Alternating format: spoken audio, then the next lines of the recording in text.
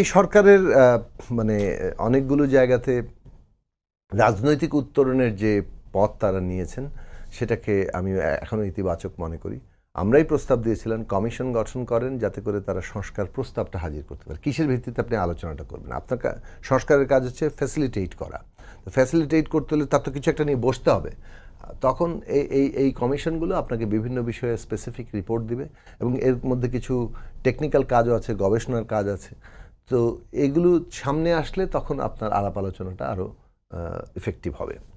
কিন্তু দৈনন্দিন রাষ্ট্র পরিচালনার যে কাজটা গত 6 মাস তারা করেছেন এবং সামনে আরও কিছুটা, যদি প্রধান উপদেষ্টার কথা অনুযায়ী আমি লিমিট মানে লোয়ার লিমিট ধরি, মানে কিংবা প্রথম ইয়াটা ধরি ডিসেম্বরের মধ্যে নির্বাচন, তাহলে তো অ্যাটলিস্ট আরও 1 বছর তাদেরকে দেশটা পরিচালনা করতে হবে। তো দৈনন্দিন মানুষের সেইখানে ধরেন দ্রব্যমূল্য, যানমালের নিরাপত্তা, ট্রাফিক জ্যাম, অনেক রকম সংকটের মধ্যে মানুষ আছে। সেই সব জায়গাগুলোতে সরকারের মানে খুব সাফল্য আমরা দেখতে পাচ্ছি না। এবং যেটা হচ্ছে যে মনে হচ্ছে সরকার আমলাতন্ত্রের লাল ফিতায় বন্দী হয়ে যাচ্ছে এবং সম্মুখ গতিতে সরকারের কর্মকাণ্ড চলে।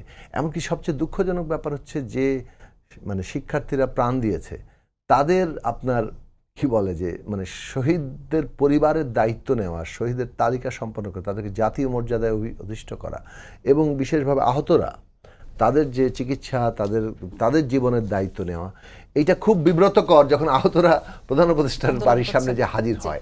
তো আমি মনে করি যে এইটা একটা সাইনও যে সরকারের ফাংশনিংটা ভীষণ রকমভাবে শ্লথ।